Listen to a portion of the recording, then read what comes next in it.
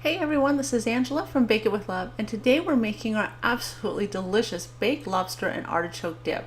I've got 8 ounces, 1 package of cream cheese here that even though it was softened, it still wants to stick to my whisk. So start out with that and another cup of mayonnaise. And we're going to get those combined really well, and then we'll add some garlic and a can of artichoke hearts, the quartered ones.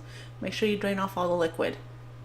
Okay, and the good part here is while I'm doing this, my husband's actually chopping up the artichoke hearts the size that I like them.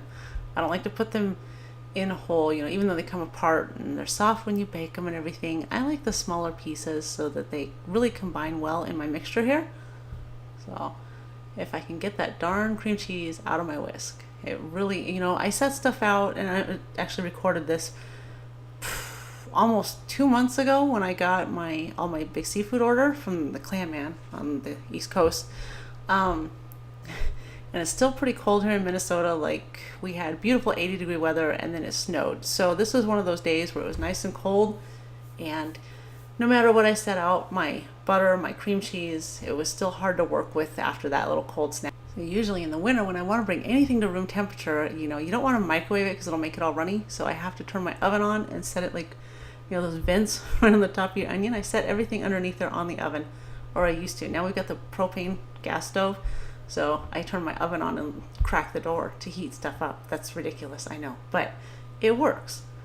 So we added our artichoke hearts, all my little pieces here, and a tablespoon of minced garlic, and you're going to combine that, and then you're going to add in your diced lobster meat, 1 cup's worth.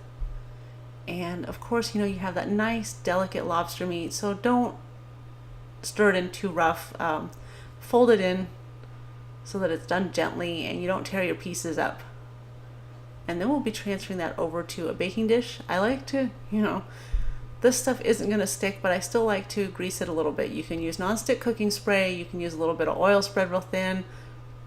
When I'm doing something like this and it's so rich and creamy anyway, a touch of butter in there doesn't hurt anything.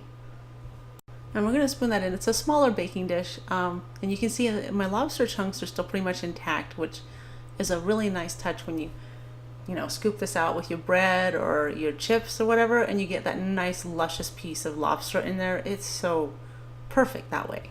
So again, the importance of stirring it in kind of gently so you don't mash them and mangle them. You'll appreciate it on the end when you're eating it. So I've got that in there. I had 3/4 cup of Parmesan, and I reserve a little bit of that out for the topping. So in that, when I was combining that was just shy of 3/4 cup of Parmesan and 1/4 cup of Romano cheese. Save a little bit of the Parmesan to do the topping, sprinkle it across, and then 1/2 teaspoon sprinkled of paprika. And this just happens to be smoked paprika, which is wonderful. But if you don't have that, paprika itself will work just fine. Of course, you can add any herbs you want on the top. This is kind of a really milky white, creamy dip for me, so that's why I like it. So, and I talk too much. Bake it at 350 for about 20 minutes till it's bubbly around the edges. I hope you liked the video. If you did, give it a thumbs up. Be sure to stay with us, subscribe, and we'll see you again next time. Thanks for watching.